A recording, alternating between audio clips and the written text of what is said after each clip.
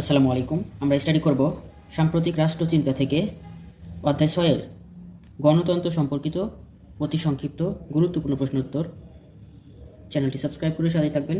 যারা ভিডিওটি ফেসবুক থেকে দেখছেন, ফেসবুক আইডিতে ফলো দিয়ে সাথেই থাকুন। গণতন্ত্র কী? গণতন্ত্র হলো এমন এক ধরনের শাসন ব্যবস্থা যেখানে জনগণই সকল ক্ষমতার উৎস।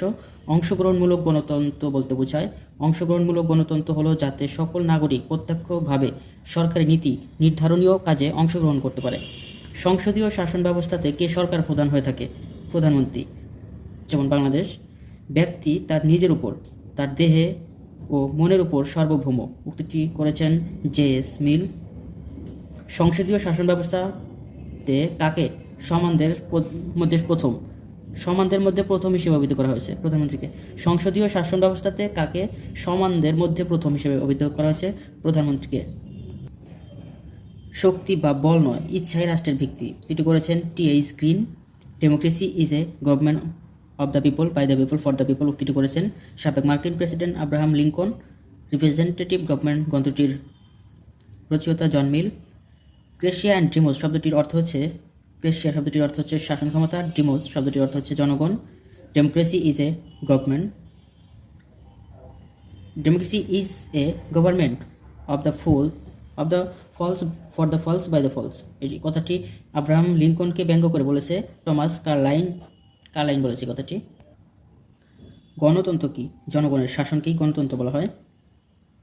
যারা মাস্টার্স ফাইনাল ইয়ার প্রিপারেশন নিচ্ছে তাদের কাছে ভিডিওটি শেয়ার করে দিবেন।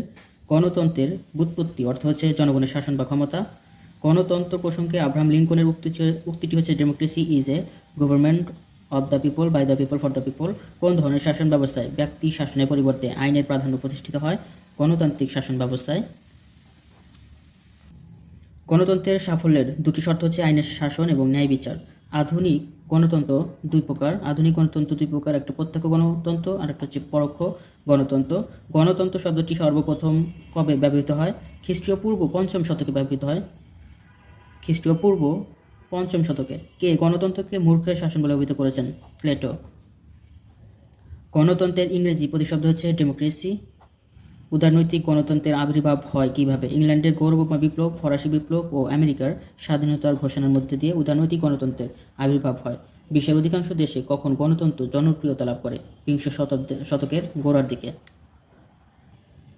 আব্রাহাম লিঙ্কন কত সালে গণতন্ত্র সম্পর্কে বক্তৃতা দেন? 1833 সালে 19 নভেম্বরে। গণতন্ত্র বলতে রাষ্ট্রের সার্বভৌম ক্ষমতার সকলের প্রবেশ অধিকার বোঝায়। উক্তিটি করেছেন জে.এস. মিল। গণতন্ত্র বলতে রাষ্ট্রের সার্বভৌম ক্ষমতায় সকলের প্রবেশ অধিকার